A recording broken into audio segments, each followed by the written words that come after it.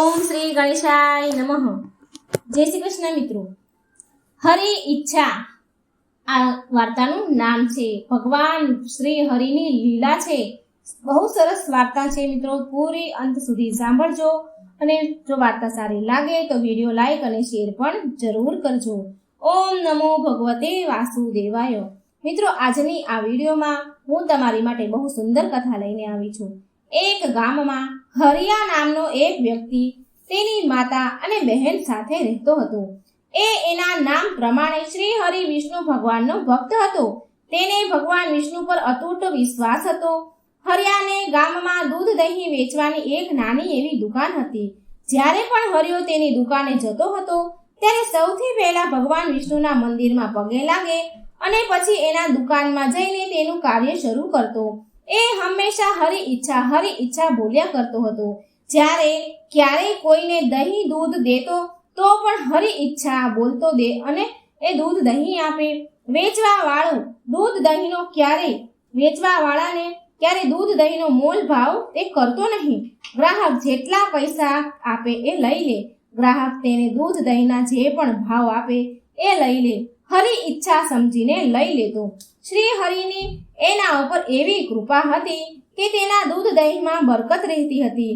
તેનો ગલ્લો હંમેશા પૈસાથી ભરેલો રહેતો હતો. તેના ભોળપણ વિશે લોકો બહુ તેને સમજાવતા, પણ હરિયો હરિ ઈચ્છા કહીને ટાળી નાખતો હતો. એક દિવસ તેની માતાએ કહ્યું કે હવે સમય આવી ગયો છે, બેટા તું પણ વિવાહ કરી લે. હું મરતા પહેલા વહુ અને પૌત્રનું મોઢું જોવા માંગુ છું. માતાની આજ્ઞા માનીને હરિ ઈચ્છા કહીને હરિયાએ બીજા ગામમાં રહેવા વાળી એક છોકરી સાથે વિવાહ કરી લીધા. બધું સારી રીતે થઈ ગયું. ઘરમાં વહુ પણ આવી ગઈ. એક દિવસ હરિયાને દુકાને જવામાં મોડું થઈ ગયું તો તે જલ્દી ખાધા વગર જ ભગવાન શ્રી હરિને પગે લાગીને દુકાને ચાલ્યો ગયો અને તેના કામમાં લાગી ગયો. હરિયો ઘરેથી ખાધા વગર જ ગયો હતો, ભૂખ્યો હતો. માટે હરિયાની માતાએ વહુને કહ્યું કે હરિયાને દુકાને ભોજન આપી આવ. એટલે હરિયાની વહુ ભોજન લઈને દુકાને પહોંચી. પછી દુકાને થોડી વાર એ બેઠી. દુકાને બેઠા તેણે જોયું કે હરિયો ક્યારેક કોઈને વધારે દૂધ આપે અને ક્યારેક ઘણા પૈસા ઓછા પણ લે છે. કોઈને દૂધ વધારે દઈ દે છે તો સામે પૈસા ઓછા લે છે. આ બધું જોઈને વહુ વિચાર કરે છે, મારા પતિ તો બહુ ભોળા છે. બધા લોકો આને બેવકૂફ મૂર્ખ બનાવી રહ્યા છે. પછી હરિયાની વહુએ હરિયાને કહ્યું કે આ તમે દુકાન કેવી રીતે ચલાવી રહ્યા છો? હરિયાએ કહ્યું કે હરિ ઈચ્છાથી બધી જ હરિની ઈચ્છા છે. જેવી હરિની ઈચ્છા. તો એની વહુ બોલી કે તમે હવે દુકાને નહીં આવો. દુકાનનું કામકાજ હવેથી હું સંભાળીશ. હું તમને સમજાવીશ, શીખવાડીશ કે વ્યાપાર કેવી રીતે કરાય અને કેવી રીતે નફો કમાવાય. હરિયો બોલે છે, સારું, જેવી હરિ ઈચ્છા. બીજા દિવસે હરિયાની પત્ની દુકાને આવે છે. થોડા પૈસા ખર્ચ કરીને તેણે દુકાનમાં કામ કરવાવાળા 2 નોકર પણ રાખી લીધા. પૈસાના ગલ્લા પાસે તે પોતે બેસી ગઈ અને એક પૈસાનો હિસાબ કરવા લાગી અને દૂધ પણ એટલું જ આપતી જેટલા ગ્રાહક પૈસા આપે. હવે દુકાનમાં પહેલાની જેમ હરિ ઈચ્છાનું ઉચ્ચારણ થતું નહીં. હરિ ઈચ્છાનું સંભળાતું નહીં. ધીરે દુકાનમાં ગ્રાહક ઓછા થવા લાગ્યા. દૂધ દહીં વધવા લાગ્યા. દુકાનમાં બચેલું દૂધ દહીં સાંજ સુધીમાં તો ખરાબ થઈ જતું હતું. એક જ અઠવાડિયામાં દુકાન નફામાંથી ખોટમાં આવી ગઈ અને નોકર પણ કામ છોડીને ભાગી ગયા. પછી વહુ તો પરેશાન થઈ ગઈ અને હરિયા પાસે ગઈ અને શરમાઈને માફી માંગવા લાગી. એની ભૂલની માફી માંગે છે.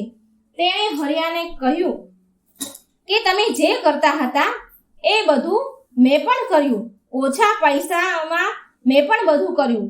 ઓછા પૈસા લઈને વધારે વસ્તુ આપતા હતા તમે, છતાં પણ લાભ થતો હતો.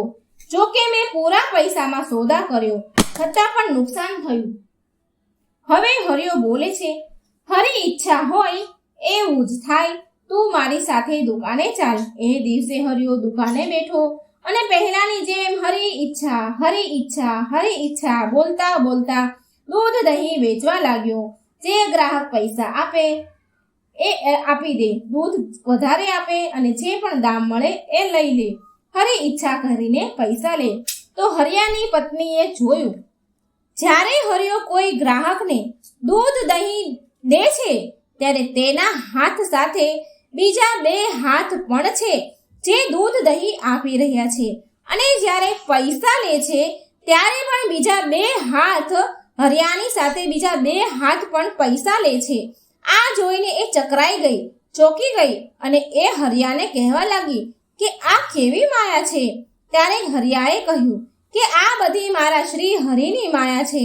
બાળપણથી જ હું મારા હરિનો ભક્ત છું. કોઈ પણ કાર્ય હરિ ઈચ્છાની વિરુદ્ધ હું કરતો નથી.